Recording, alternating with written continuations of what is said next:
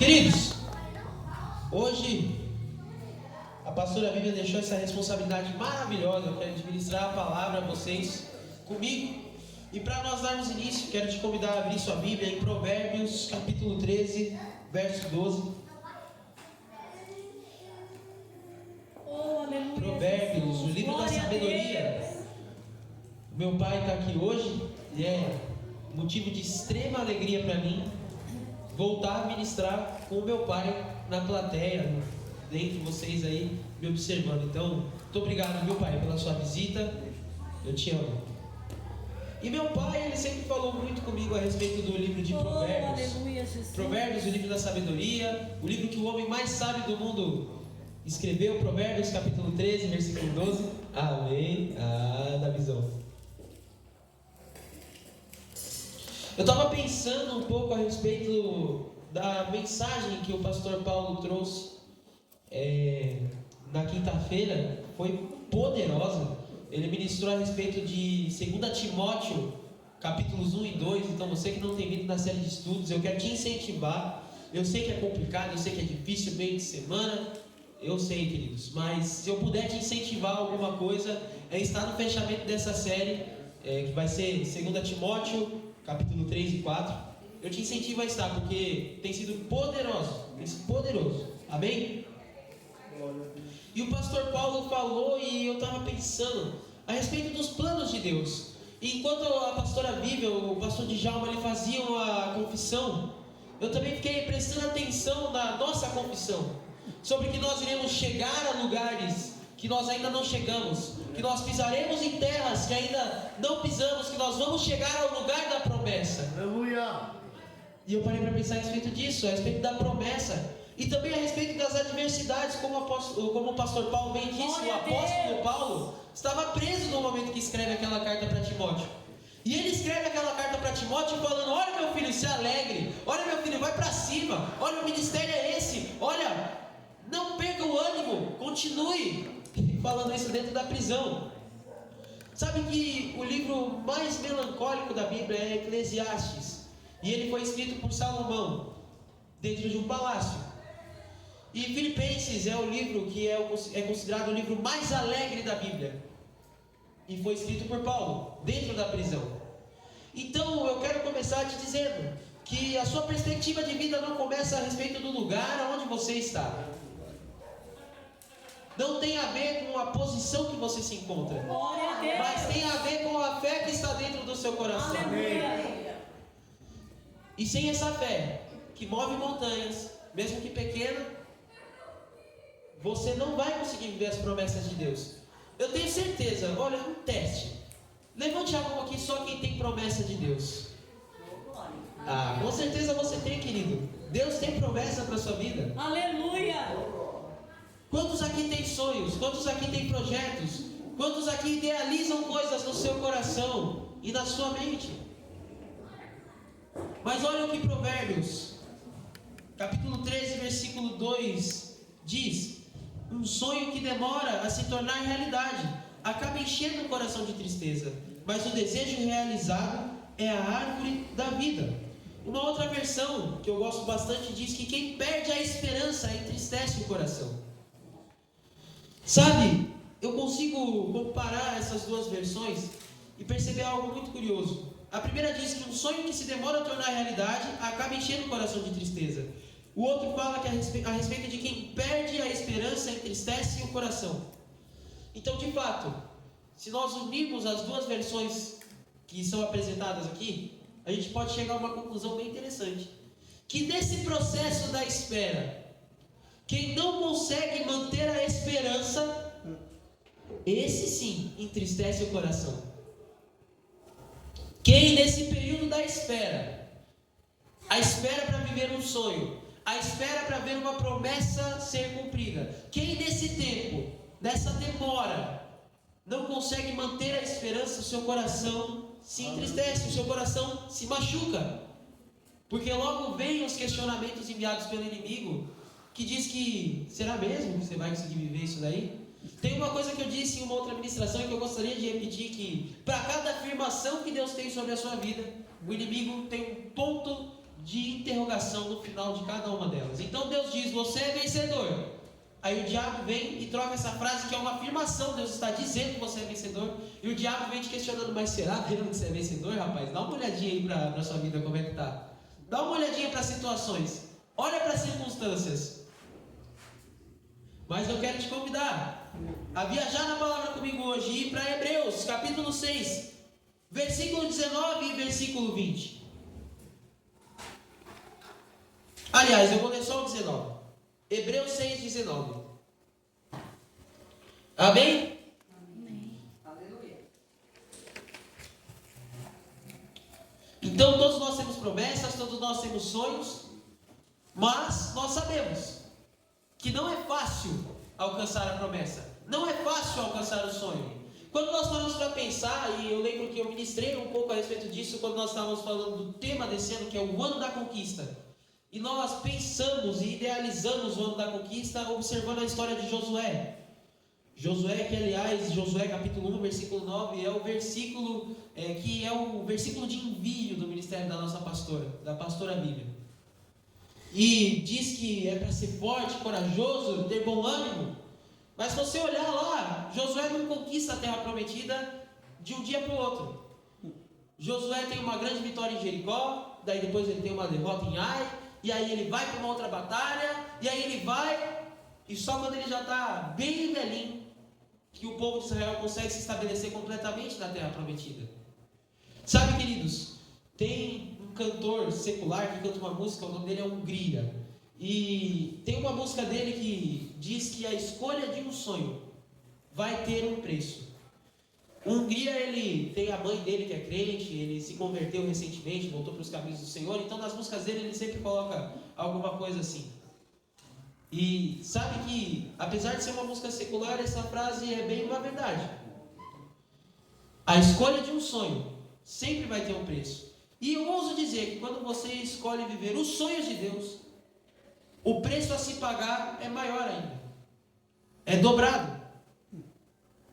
Escolher viver um sonho custa, é custoso, mas é recompensador no final. A nossa caminhada, queridos, como a irmã bem disse, não é fácil. A caminhada cristã e a caminhada do evangelho, ela não tem a ver com facilidade. Ela tem a ver com constância e uma recompensa no final. Jesus disse que no mundo tereis aflições, mas sede bom ânimo, porque eu venci o mundo e vós também vencereis.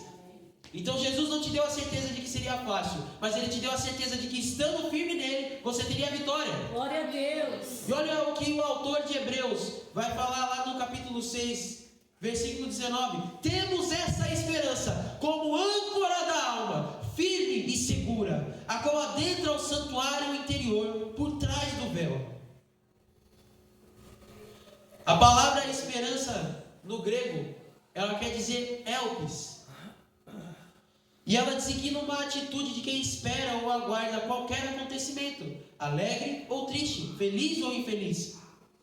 Esse termo também pode aparecer como elpizim ou elptizo, que significa a expectativa, a sua expectativa. Esperança é a sua expectativa. Oh, aleluia, glória a Deus.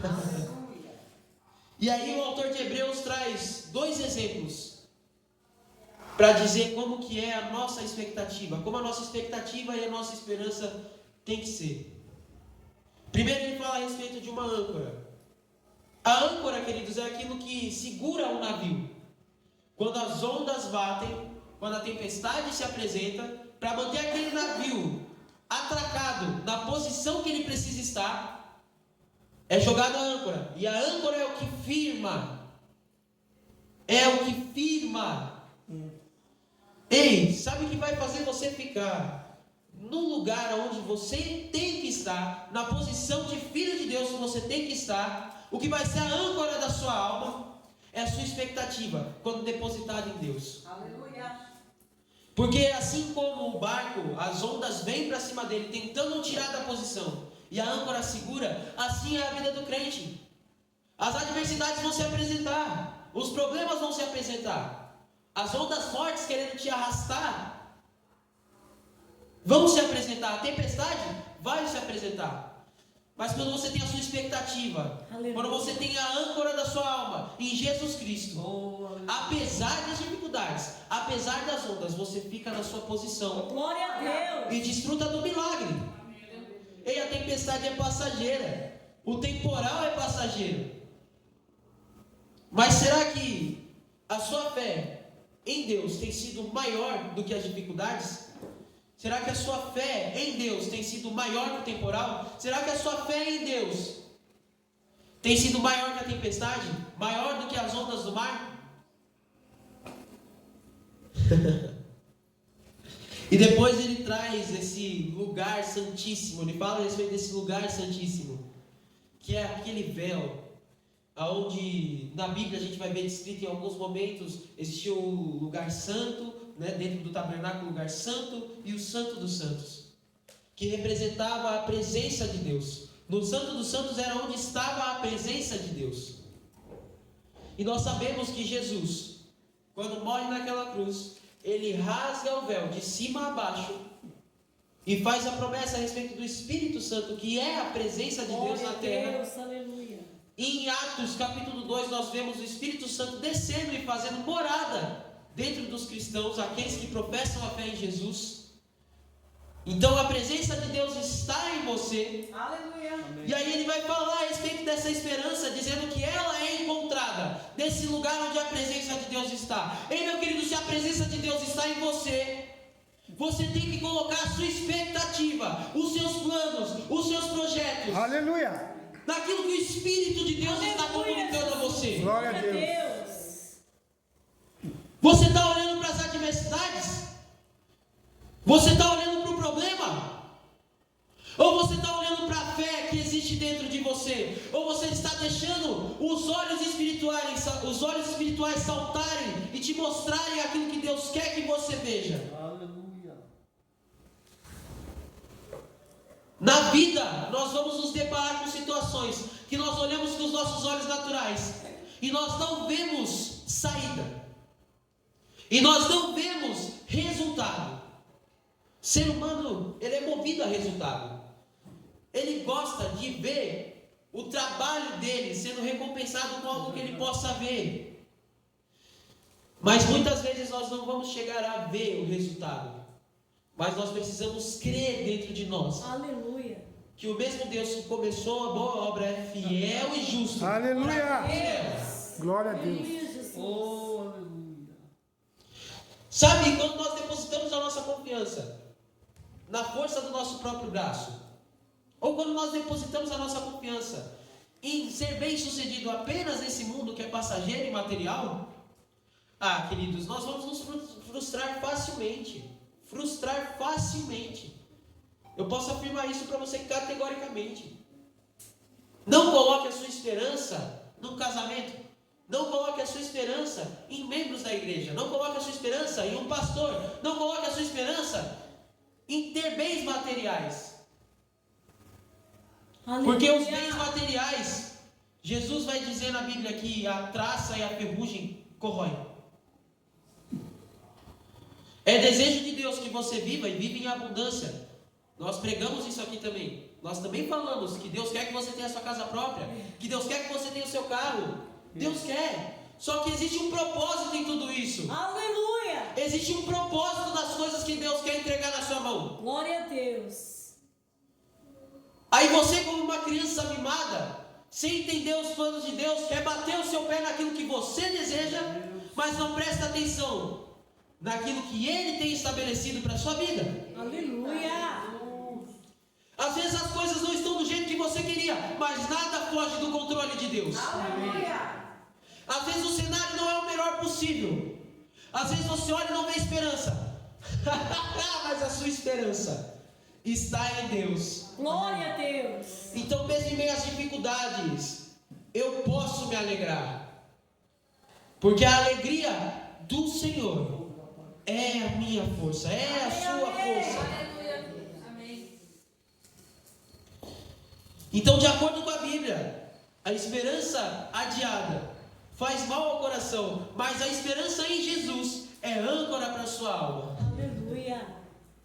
Você muitas vezes não pode mudar as circunstâncias na força do seu braço, mas você pode, com a sua fé, mover montanhas. Amém, Jesus.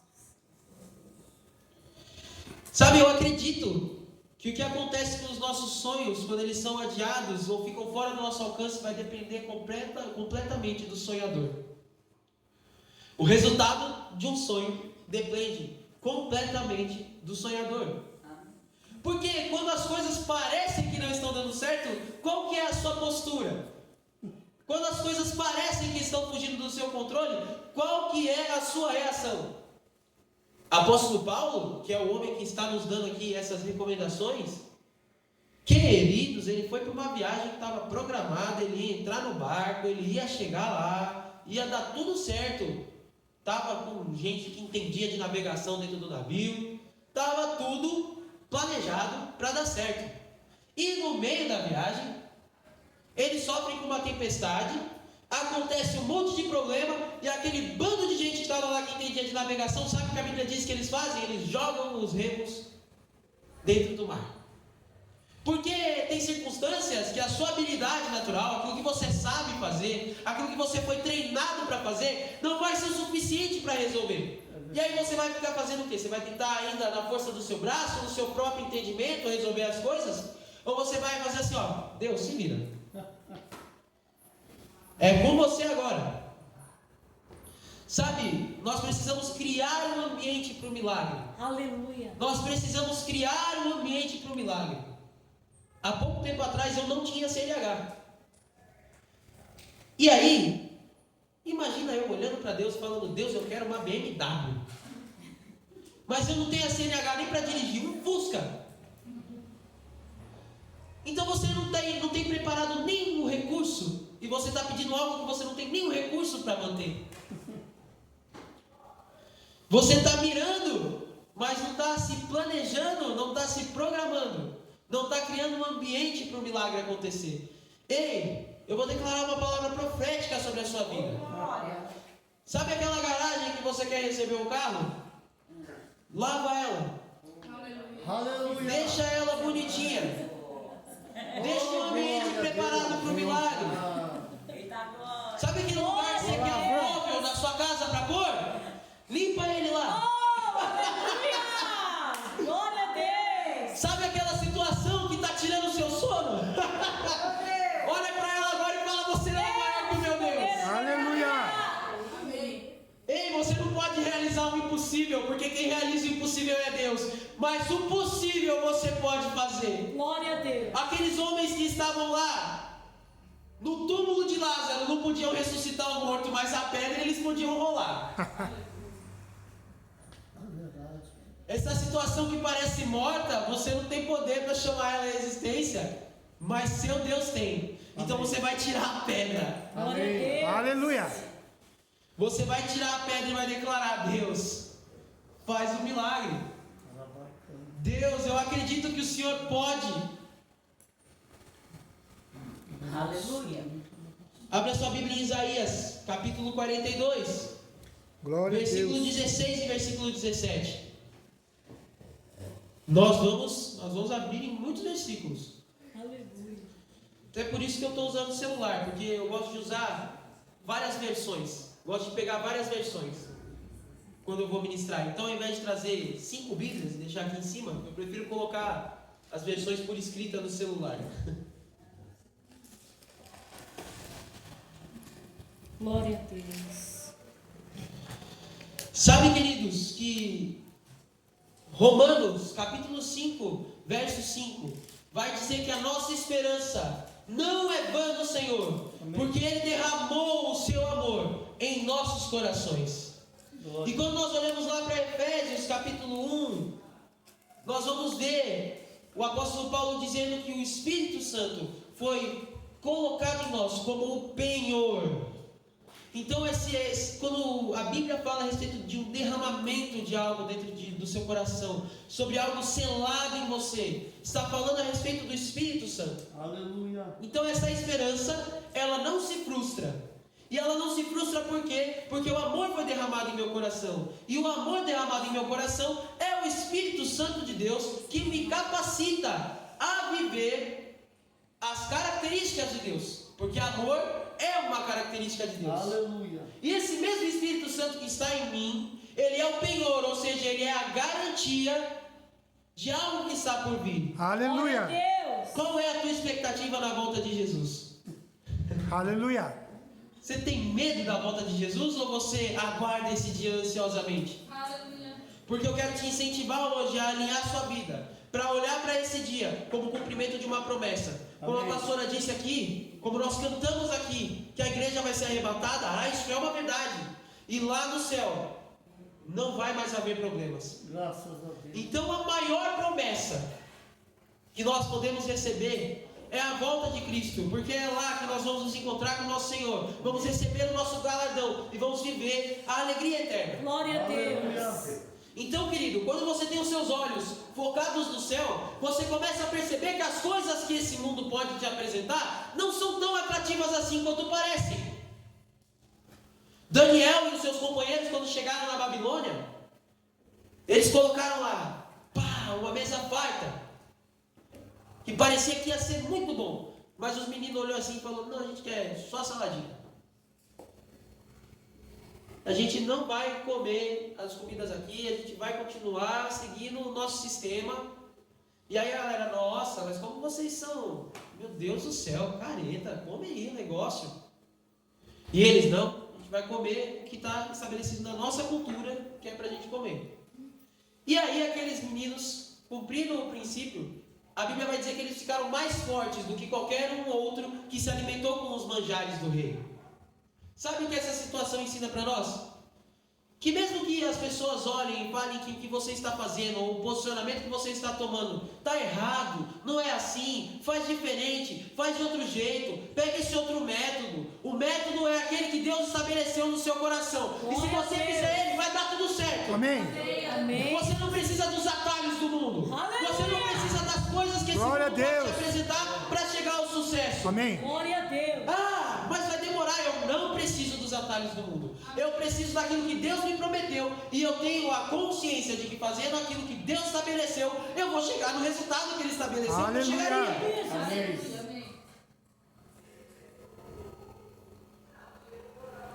Você chegou lá em Isaías, capítulo 42, versículo 16?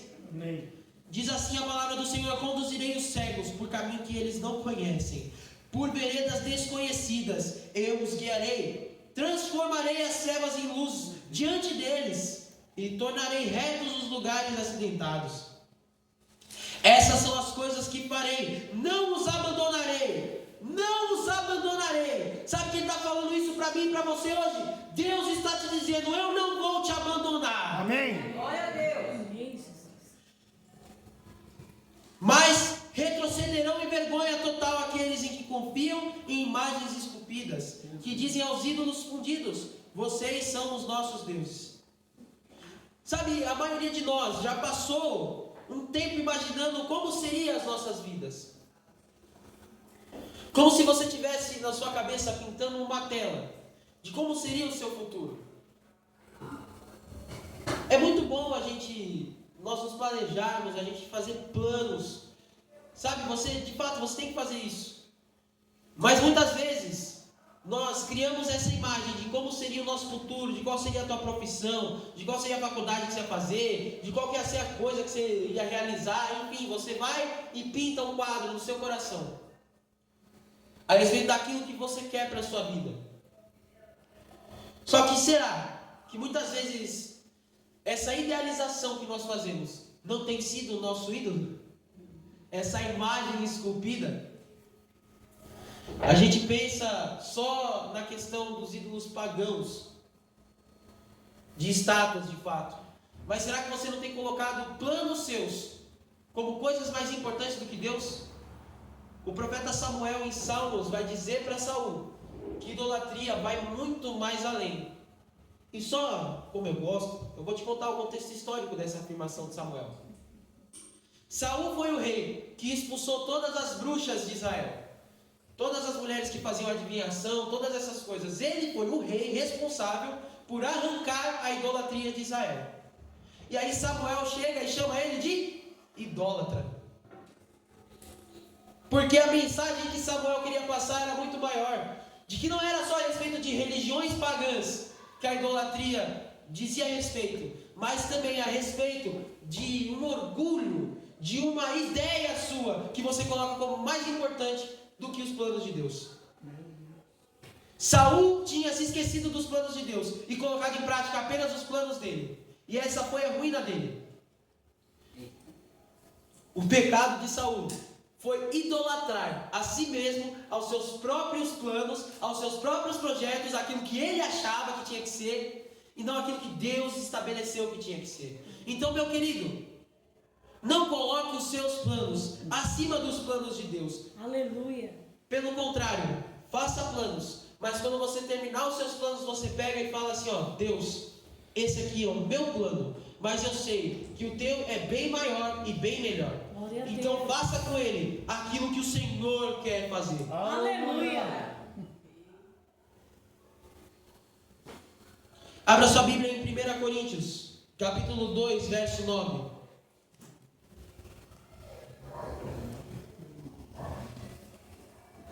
Sabe, permita que o holofote de Deus entre dentro do seu coração e te mostre de fato, evidencie de fato, traga à luz de fato aquilo que você precisa fazer, o caminho que você tem que seguir. Glória a Deus. Siga o sonho de Deus. Siga o sonho de Deus. Como a irmã cantou aqui, ainda aqui para isso, você tem que chorar. Aleluia. Em meio às lágrimas.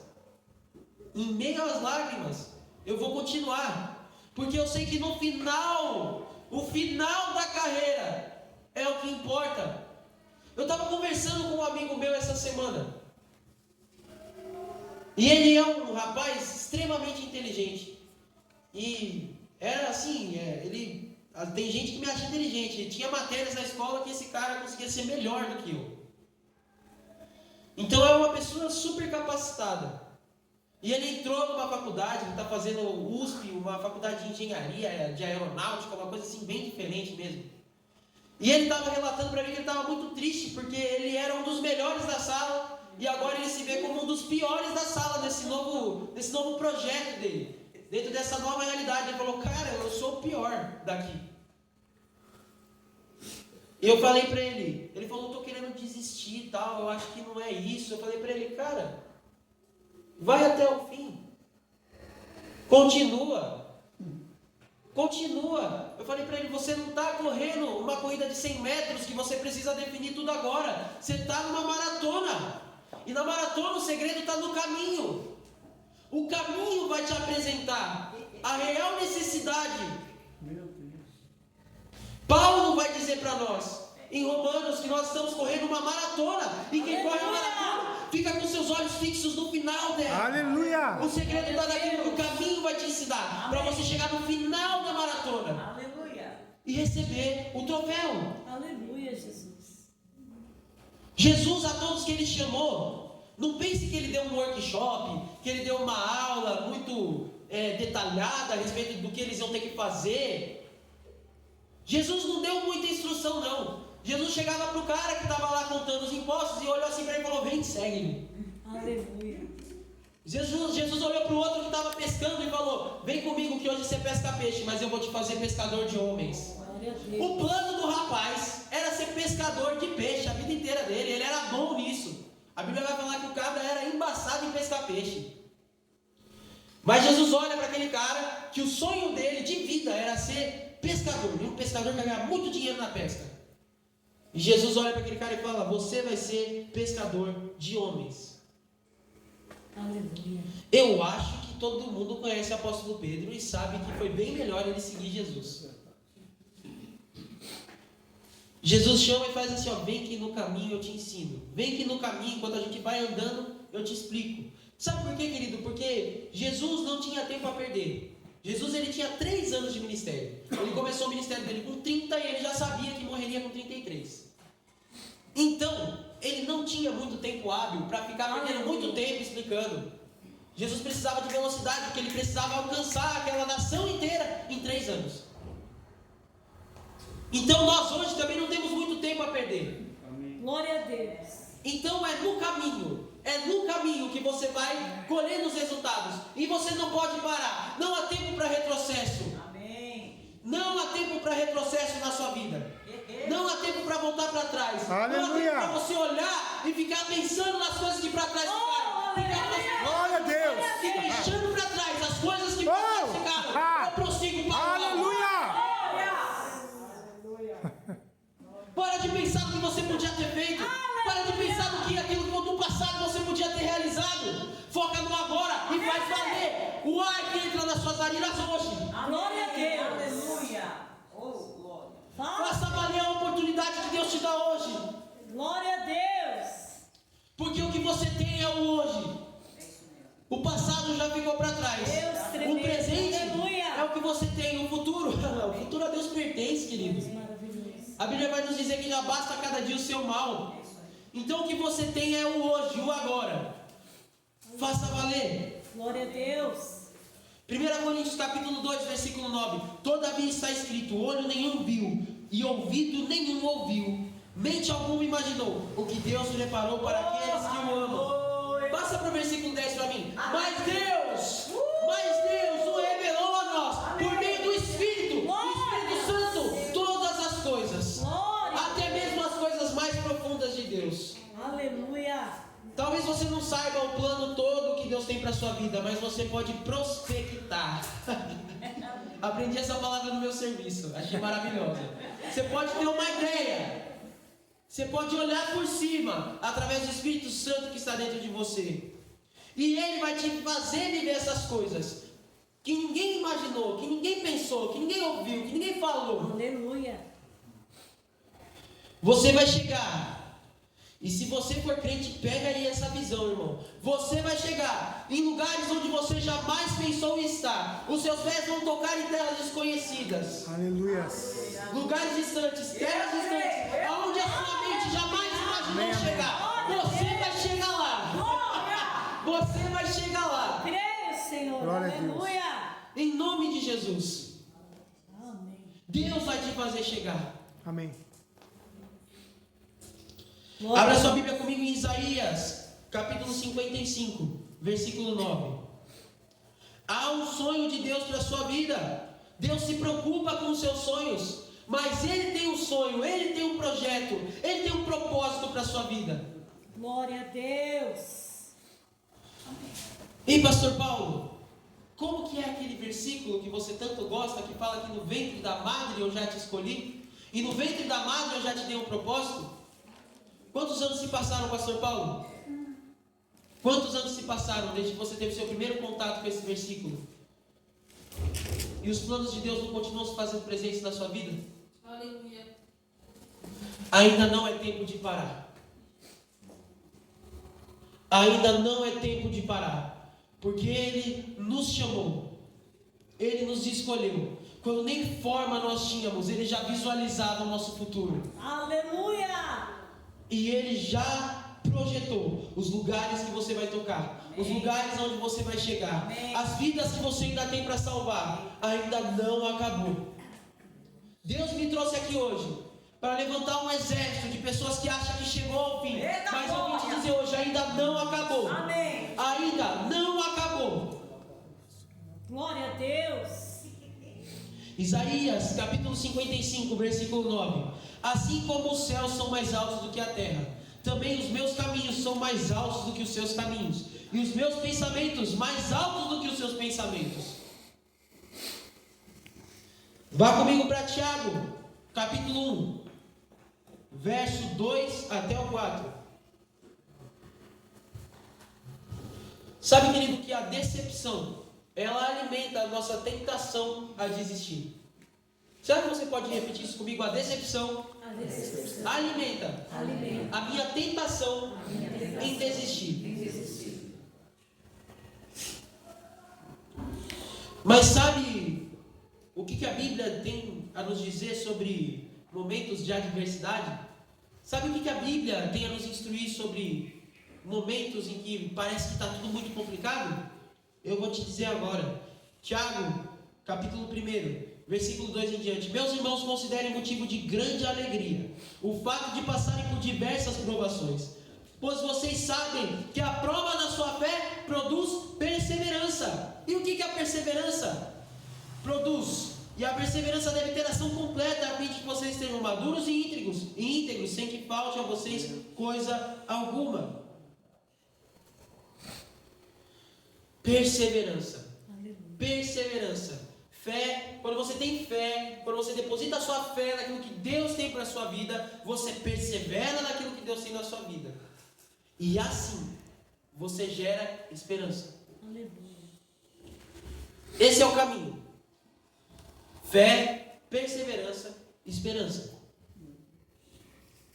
Se você não perseverar, se você não se manter firme na sua posição, como aqueles soldados ingleses que ficam parados lá no Palácio de Buckingham, e eles sabem que eles têm que ficar lá, e os caras não podem nem dar um sorrisinho, é aqui.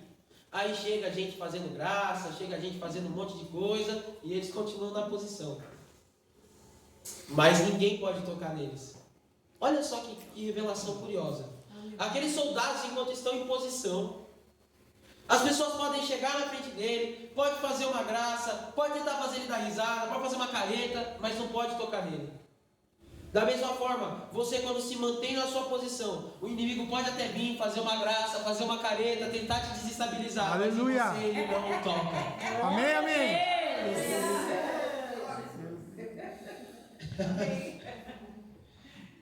Sabe que eu fico pensando a respeito de sacrificar sonhos por coisas temporárias. E pensando a respeito disso, eu me lembrei da história de um homem da Bíblia chamado Esaú. Esaú era um cara, ele caçava, nossa, o menino era o primeiro filho lá de Isaac, era o que ia receber a bênção da primogenitura, era ele o homem. E sabe o que aconteceu com esse rapaz? Eu vou ler para você, a história dele está em Gênesis, capítulo 25, versos 29 até o 24. Não vou pedir para você abrir lá, para a gente poder encurtar um pouco a história. Mas diz assim, ó, a palavra de Deus. Certa vez, quando Jacó preparava um ensopado, Esaú chegou faminto. Diga, Esaú estava faminto. Voltando do campo e pediu-lhe: dê-me um pouco desse ensopado vermelho aí, estou faminto. O homem estava com fome. Por isso também foi chamado Edom. E respondeu-lhe Jacó: venda-me primeiro o seu direito de filho mais velho. Disse Esaú: estou quase morrendo. De que me vale esse direito? Jacó, porém, insistiu: jure primeiro. E ele fez o juramento, vendendo seu direito de filho mais velho a Jacó. Então Jacó serviu a Esaú pão com um ensopado de lentilhas, e ele comeu e bebeu, levantou-se e se foi. Assim Esaú desprezou o seu direito de filho mais velho. Queridos, o que será que nessa situação aqui era mais importante? O direito como filho ou esperar um pouquinho para comer depois? Qual será que era a maior dificuldade? Só que quando a gente está com a necessidade gritando na nossa carne, nós tendemos a achar que aquela necessidade momentânea é mais importante do que aquilo que realmente importa, que é o propósito. Ele tinha um propósito, ele tinha uma função, ele tinha um direcionamento, ele tinha uma bênção. E ele abriu mão do propósito, ele abriu mão da bênção, ele abriu mão do sonho, por causa de uma necessidade momentânea, por causa de uma necessidade, por causa de um problema momentâneo. Ei, esse problema que você está passando é só uma fase. Não abre mão do sonho por causa dessa fase. Não abre mão do propósito por causa desse momento. Em nome de Jesus. Glória a Deus. Sabe, queridos, 1 Coríntios, capítulo 10, versículo 13, vai dizer que não sobrevém sobre nós nenhuma tentação que nós não sejamos capazes de suportar. E eu acho legal que no fim do versículo diz assim: mas quando vocês forem tentados, Ele mesmo quem? Deus, Ele mesmo providenciará o escape. Aleluia. A Bíblia diz que quando nós formos tentados, nós não podemos dizer que fomos tentados por Deus. Mas a Bíblia vai nos dizer que enquanto estamos tentados, se nos mantemos na posição, o escape vem de Deus. Ele não nos isenta de passar pelas tentações ou pelas provações. Pelo contrário, ele faz com que você passe, te providenciando um escape, para sair da dificuldade como alguém melhor, para sair da provação e sair dessa fase como alguém melhor. Tem uma frase que a minha mãe sempre diz, e eu gosto muito dela, que diz que quanto maior a onda, maior é o sucesso do surfista. Quanto maior a adversidade, quanto maior o obstáculo, maior é o seu sucesso. Eu não vi nenhum surfista que ficou conhecido por surfar onda pequena. Não tenho conhecimento a respeito de nenhum surfista que ficou famoso porque surfou uma ondinha ali na beira da praia. É os caras que vai para dentro do mar, pega as ondas grandes e superam elas. Então você foi feito e Deus te projetou para passar pelas dificuldades. Amém. Passar, não ficar nelas. Amém. Deus. Jesus passou pelo deserto. Elias passou pelo deserto. Porque deserto não é lugar de morada, deserto é lugar de passagem. O povo de Israel tinha a terra prometida e eles passaram pelo deserto. Mas eles não ficaram no deserto. Aleluia. Eles se estabeleceram na terra prometida. Há um deserto que nós vamos percorrer para chegar até a terra prometida. Glória a Deus. Só que você não pode olhar para o deserto e falar, nossa, então é isso aqui a terra prometida. Ou então, não tem terra prometida nenhuma. É isso aqui mesmo e acabou. Aqui vou ficar, nessa areia, nesse monte de areia. Não, persista, continue, persevere e você vai chegar à terra prometida. E digo mais, chegando na terra prometida, vai ter batalha ainda? Vai, mas você vai vencer cada uma delas. E depois que eu já estiver na terra prometida, como é que vai ser? A galera vai ficar doida, vai vir um monte de povos vizinhos querendo atacar você. E o que você vai fazer? Vai vencer todos eles. Essa é a história do povo de Israel, essa é a história dessa igreja. Amém. Essa é a história da igreja de Jesus Cristo. Ei, queridos, nós descendemos de homens e mulheres que enfrentaram leões. Amém. Que enfrentaram a fúria das chamas, que enfrentaram a violência das pedras neles. É isso que é ser crente. Aleluia. Foi assim que nós começamos. A história da igreja começou assim. E hoje nós não podemos ser fracos comparados àqueles que estabeleceram a igreja nessa terra. Homens que padeceram por tudo e não desistiram de nada. Glória a Deus. É dessa linhagem que nós viemos. Quando você diz ser cristão, cristianismo, querido, cristianismo é esperança num mundo caótico. Isso é ser cristão. É você olhar para um mundo que não tem esperança, que não tem expectativa, que está acabado, e mostrar para eles, olha, tem uma luz no fim do túnel. Em meio à depressão, em meio ao caos, em meio às dificuldades, em meio a tudo isso, você olha e apresenta para a pessoa, olha, tem um caminho.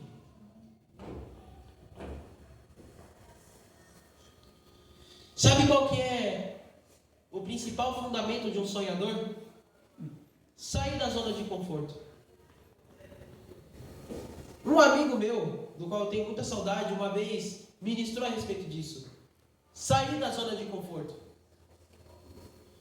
Saia da zona de conforto, querido. Se você ficar na sua zona de conforto, você não vai viver os planos. A minha mãe, ela costuma comentar que eu sou um rapaz um pouco dorminhoco. E é verdade. E eu me lembro de algumas situações que minha mãe tinha planejado assim, a gente vai fazer um passeio maravilhoso hoje. Vai ser uma coisa incrível, eu vou levar esse menino, ele vai jogar bola, vai... Entendeu? Ela planejou um dia. Aí ela chegava para me acordar, com voz mansa, calminha. Filhão, eu vou levantar, filhão, tá na hora. E aí o menino, não quero, tá tão gostosa essa minha cama, rapaz. Quero levantar não. Às vezes eu me pergunto quantas vezes isso também nós não fazemos com Deus. Deus está te chamando para algo incrível que Ele planejou e você fala, mas esse lugar aqui que eu estou está tão gostosinho, está tão bacana aqui essa zona de conforto, olha, está quentinho, estou com 3 cobertas em cima de mim. E Deus está falando para você, levanta, que o que eu tenho projetado para você vai muito além do que o lugar que você está agora, vai muito além das oportunidades que você enxerga agora e do conforto que você tem agora. Eu tenho algo maior, eu tenho algo melhor. E sabe que quando nós olhamos para a Bíblia, nós vemos Jesus categoricamente perguntando para as pessoas, o que você quer que eu te faça? Um desses casos a gente encontra lá em Mateus capítulo 20, versículos 29 em diante. Jesus pergunta: o que você quer que eu faça para você, rapaz? E ele fala: eu quero enxergar, eu quero ver. O que você quer é importante para Deus. Não se esconda atrás daquela frase que pode ser boa, mas também pode se tornar ruim, que é: seja feita a tua vontade, Senhor. Somente a tua vontade. De fato, a vontade de Deus vai ser feita. Mas você consegue identificar um relacionamento entre amigos, por exemplo, onde eu não conto para você o que eu quero, você também não fala para mim o que você quer, a gente não tem nenhum tipo de troca. Deus quer que você fale o que você quer. Amém. Deus quer que você diga para Ele. Nós precisamos ter relacionamento com Deus, senão nem os planos dele nós vamos entender. Se você não apresenta o que você quer para Deus, Ele não pode te apresentar o que Ele quer fazer. E aí você, com esse relacionamento, conhecendo a voz de Deus, quando Ele te falar, você vai entender e vai seguir. Aleluia, Jesus. Nós precisamos ter relacionamento com Deus, queridos. Amém. E um sonhador da Bíblia que me chama muita atenção é José. Talvez o maior sonhador da Bíblia e o rapazinho que mais ensina a gente sobre sonhos. O próprio Deus deu a ele sonhos. O próprio Deus deu a ele expectativas. E ele foi contar para quem? Para os familiares. Achando que a galera ia falar: uhul, José, que da hora, cara. Nossa, que máximo. Às vezes vem do lugar que nós menos esperamos, né, queridos? Às vezes vem do lugar que nós nem estamos esperando. As pessoas que você achava que ia pegar junto com você no seu sonho, não estão mais com você pegando junto no seu sonho. Mas José vai dizer assim, em Gênesis capítulo 50, versículo 20 em diante: vocês planejaram mal contra mim, mas Deus o tornou em bem, para que hoje fosse preservada a vida de muitos. Por isso não tenham medo. Eu sustentarei vocês e seus filhos. E assim nos tranquilizou e lhes falou amavelmente. Aleluia. Romanos capítulo 8, versículo 28 vai dizer que todas as coisas cooperam para o bem daqueles que confiam no Senhor. Deus sempre vai nos fazer viver o propósito, independente da ação de pessoas. Pessoas podem não pegar junto com você no seu sonho. Pessoas podem não querer fazer com que você chegue lá. Não pode, queridos. Aquele Deus que te deu a obra, Ele financia a obra. Amém. Glória a Deus. Ele financia a obra. Amém. Eu não sei pelo que você está passando. Eu não sei que tipo de provação você tem enfrentado. Eu não sei quais são os ataques que o inimigo e até pessoas têm feito aos seus sonhos. Mas eu vim te dizer que Ele é fiel. Amém. Para finalizar, eu quero te contar algo sobre mim. Assim como cada um dos nossos pastores aqui tem um versículo que fala: olha, esse é o versículo que me enviou, esse é o versículo que me trouxe chamamento. Eu vou pedir, Renan, coloca aí Zacarias capítulo 4, versículo 7. Esse é o meu versículo. Esse é o versículo que quando eu li, eu ouvi claramente a voz de Deus falando: é isso aí. Eu estou te enviando debaixo dessa palavra. Glória a Deus. Esse versículo fala a respeito de um homem chamado Zorobabel. Zorobabel, existia um profeta antes de Zacarias que disse que ele ia reconstruir o templo de Israel.